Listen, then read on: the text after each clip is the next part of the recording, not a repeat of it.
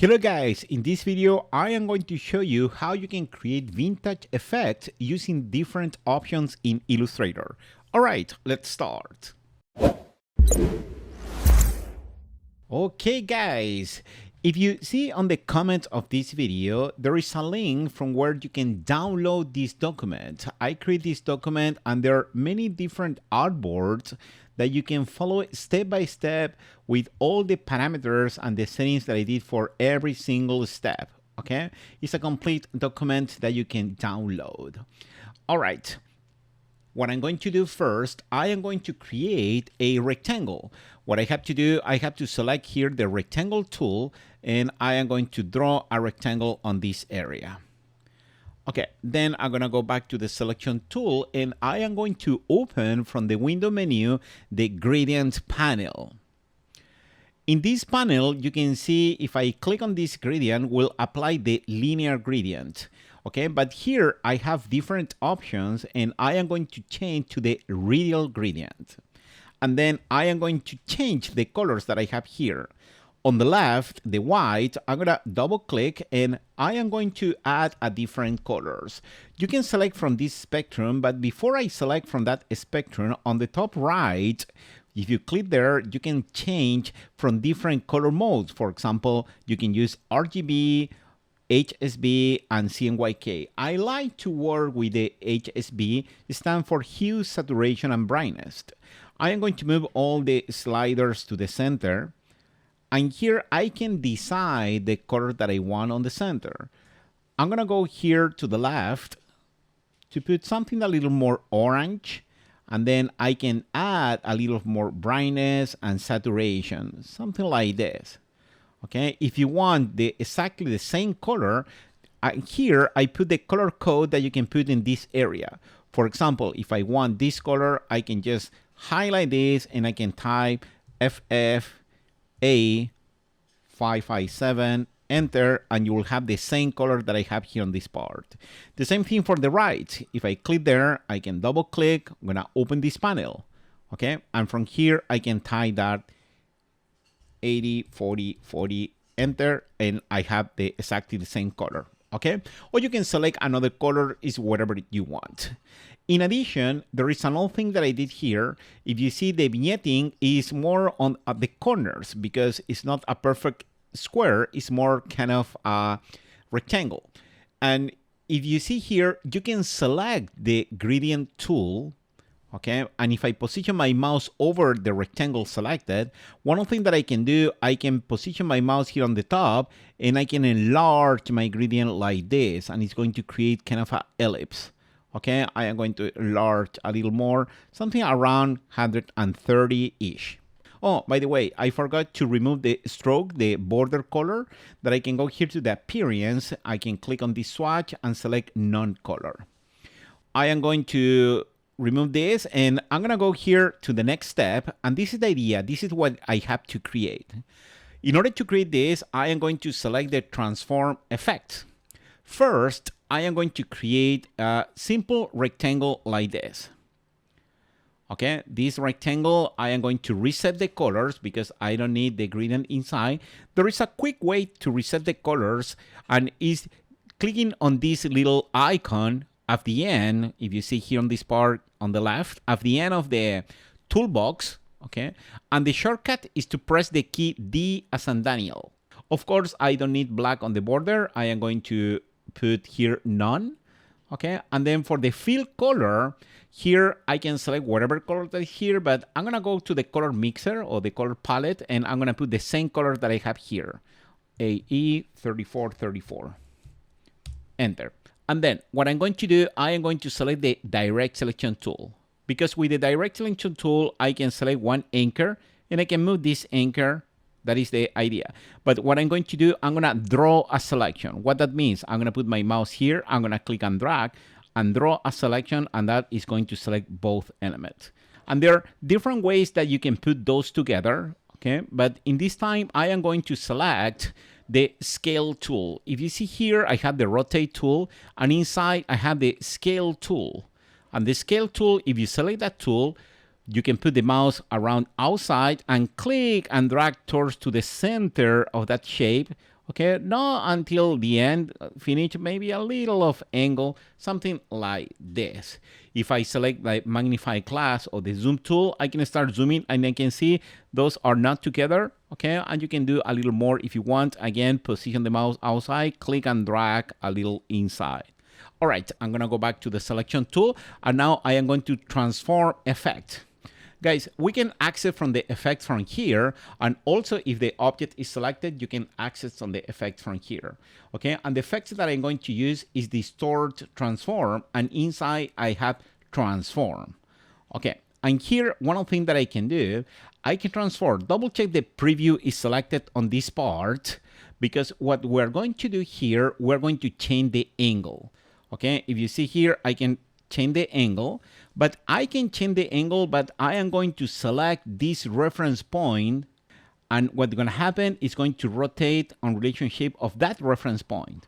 And if you remember a circle, you have 360 degrees, and I can divide that in 20, and I can divide that, and I can put here just 18 degrees, okay? And for here, I can increase the number of copies. Look at what's happened now. You can see you can put 20 copies. Okay, actually you can put 19 because you already have one. All right, and that looks super nice, and then just click OK. That is the idea of the second part. All right, now I had to put everything together like what you can see here. I am going to select this, I am going to copy paste, and then I'm gonna put here. And then I'm gonna just copy paste this one, and I am going to put here. Okay, and now there are many different ways to put this inside, okay? And the way that I'm going to do this, I am going to draw another rectangle over everything. Can you see? Over everything, doesn't matter the color of the rectangle. And what I can do, I can select the rectangle, hold on the shape, I can select this shape, like you have both together selected, if you see, okay? And then here on the right, I can select make clipping mask. Also, if that is on the object menu, clipping mask make as well. Oh, it's not perfect on the center. I would like to isolate this. I'm gonna select isolate mask, okay? And I'm gonna move this guy a little more to the center. Yes, that is the idea. And then click on this bar on the top to go away the isolation. All right, and now what I'm going to do, I am going to select this, and I can start working with the opacity. Here, I can reduce the opacity until you can see something that looks pretty cool like that. Pretty similar like this one. Okay, now what I'm going to do, I am going to keep that there. I am going to copy later. And now I am going to start working with the first text in 3D. I'm using 3 different techniques, okay? Because if you see here on the top part, I'm using this text, the blend tool. The second one is with the appearance panel, and the third one is with the 3D panel. Let's take a look what we can do with the blend tool. I'm gonna go here, okay? And this is the idea. First, I need different copies of this text. I'm gonna put here one on the bottom part, and I need a color that is similar of this one. You can just go here to the color panel, and you can start doing the variation of colors, and I can put the same color here. For example, I can type there B98F5C. Okay, and guys, can be any color, all right? But the idea, the first 2 are going to be the colors. I am going to just copy it to do this faster. The first 2 are going to be the colors of the shadow. Can you see you have this part? If I put one element behind, for example, let's say a background with whatever color, let's say something kind of reddish, dark red like this, and send to back, that is the shadow, okay, of this 3D element. And these 2 elements is going to work for the shadows. Then I need 2 more here. You can copy paste. And this one is going to be this color again, the same color of that one. And the other one is going to be this color that is more kind of between blue and green. And then the last one on the top is going to be something very light, that is that one. Now, what I have to do is I am going to put this one alone, this one together, and this one together. I am going to use the blend tool. If you don't know about the blend tool, let me show you what is the blend tool for. For example, let's say I have a shape like this, and then I have another shape, for example, let's say a star. I'm gonna draw a star there, and I am going to create, for example, another color here, and I'm gonna add a stroke, okay, something like this. Okay, look at what you can do. I can select the blend tool, which is this one. Okay, this is the blend tool, and I can click here, and that is going to create a blend between these two. And also here I have the blend options, and here I have a panel that I can change the specify step that I want between these two. And I am going to put, for example, 6 steps, and look at what happened. Look at that, it's super cool. And then with the direct selection tool, I can deselect and start moving this, and looks super nice. That is something that we're going to do right now, but with the text. All right, follow me on this step. First, go and select the blend tool, and then do one click on this text, and then do one click in this other text. And you can see there is just one step in between. But what you have to do here is go here to the quick actions and select blend options. If you don't see blend option there, you can go here to the object menu, blend, and select blend option from here, or you can also double click on the tool itself to open the blend options. All right, on the blend option, switch from smooth color to specify steps. And here I am going to put, for example, 20 steps and click OK. Perfect. Now select the direct selection tool, deselect, and then you can move this guy on something, let's say around here. Perfect. Repeat the process on the other. I'm gonna click, blend options, specify step, 20, enter. Super nice. Okay, and I am going to put this one like this, something like that. Okay, and now I have to put everything together. I'm gonna put the surfing over everything. That looks super nice. And then the text, you can see kind of the shadow, and I have the same effects that I have here. A pretty cool option to do the blend. All right, let's continue. Now, what we're going to do, this is a second option with the appearance panel.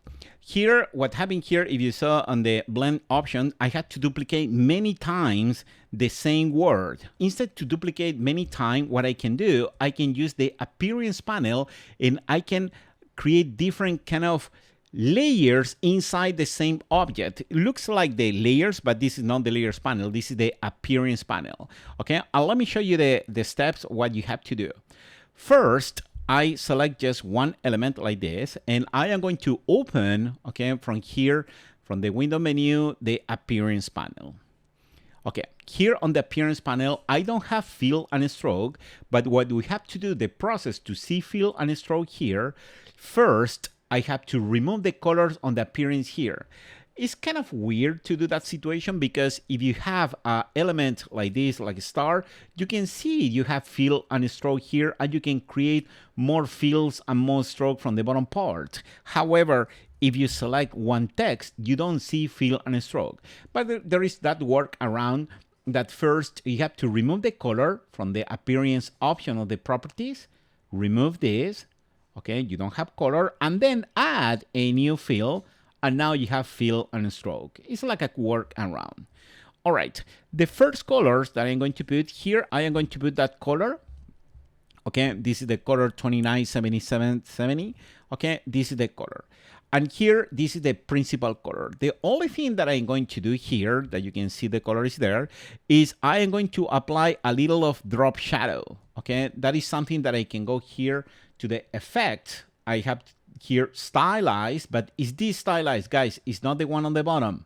Is this stylized, the one part of the Illustrator effects that you can see here on the top part. Okay, go to the stylize, select drop shadow. Okay, and here you can see that drop shadow, but I am going to reduce a little bit. I am going to put here, let's say just 2 points, then select 2 points here, and then let's say 1 point there. If I zoom in, it's very nice there. All right, that is the first step. I have this element. Then let's move on. I'm gonna move this guy here. And now what I have to do, I have to add this shadow. In order to do that, I have to create a new fill underneath this one. How? I'm gonna close this fill on the appearance panel. I'm gonna create a new fill from here, and I am going to put underneath, and I am going to change the color of this fill. This fill is the one that you don't have shadow. The one on the top, it has shadow. I'm going to select this fill and I'm going to select, for example, let's say this color. If you hold on the shift, you can click there and you will see the slider. And this color is the 80, 80, 80. And from here, what I have to do, I have to repeat multiple fills. I am going to add one effect. Click here and select here on the distort and transform, select transform. What we're going to do, I am going to start repeating the same fill, but I am going to move a little or horizontal. Look at that. You can see if you move here to the left or to the right, okay? But in this case, I am going to move this one -2, just a little to the left, okay? And I would like to move other two that is going to be a little down. You can see 2 points to the left, 2 points down. You can move just 1 point, but it's up to you. But the important here part, you have to increase the number of copies. I'm going to use my up arrow to increase the number of copies, let's say 20 copies. Here in this part, I can see a little bit the copies, but it depends if you're going to print this, if this is for web. Okay, I moved 2 points, but if you move just 0.5 points, okay, you can have better resolution there. Now, what I'm going to do, let's go to the next one, okay? And here, I am going to do something different. Okay, first, I am going to create a new fill above everything, okay? I mean, above this fill, I'm gonna create a new fill, okay? And in this fill, I am going to add a gradient. I have to open the gradient panel again. And from here, I'm gonna create a linear gradient that you can see looks super nice, that gradient there. But this linear gradient is going to have 90 degrees. And this part, I'm gonna double click and it's going to be that color that you can see there, 3EADB3. And then on the left, 1A, 1A, 1A. And now what I'm going to do with that, I'm gonna go here to the effects, distort and transform, and I'm gonna select transform again. And now what I can do here, I am going to put this part -1 and here -1. And if I start repeating the copy, look at what happened. You can see it's going to increase for that size. I'm going to put again 20 copies. I'm gonna click OK. Perfect, beautiful, it's working. Then let's go to the next step. I'm gonna move this one down. All right, now what I have to do, I have to create above everything a new fill.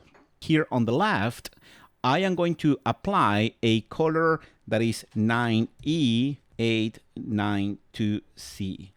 Enter. And then on the right, CCFCFF. That color, enter. This looks nice, but I have to move this up. Can you see the final result? I am going to go here to the effect again, distort and transform, and select transform again. And now what I can do, I have to move -20. You can see it's moving to the left, and then -20 is going to move up. You can see, and I have on the exactly the position that I want, and there you have it. Super cool, very nice. Now I am going to move this one down again, and I am going to create another effect. I am going to create a new fill above everything. This new fill, okay, is not going to be a gradient, it's going to be a color, okay? And the color that I'm going to put there is going to be 4EBDC4, enter, that color. Go again to the distort and transform and select transform. Move again -20 here, -20 here, okay, and you have there. I am going to apply a new effect. I am going to zoom a little more to show you the effect of the offset path. All right, let's go again. Object path, offset path, okay, and negative numbers is going inside. Look at that, looks super cool, -2, -3, something like that. Let's say -2 and 3, you have to decide how much is enough, okay, and that is the next step that is there. Wow, that was intense, it was a lot of steps, okay, that one is but the thing is, this is pretty cool because if you want to change the text, okay, let's say I don't have to change many times. Here, I can just type there whatever I want. Okay, on the other case, I have to change, in this one, I have to change many times the text because I have different words. There is one trick that you can go also here on the edit, and you can select here, find replace, and I can search the word surfing and replace for another one. That is a pro tip. Okay, let's continue. I'm gonna go down, and here, and now what I have to do, let's talk about 3D.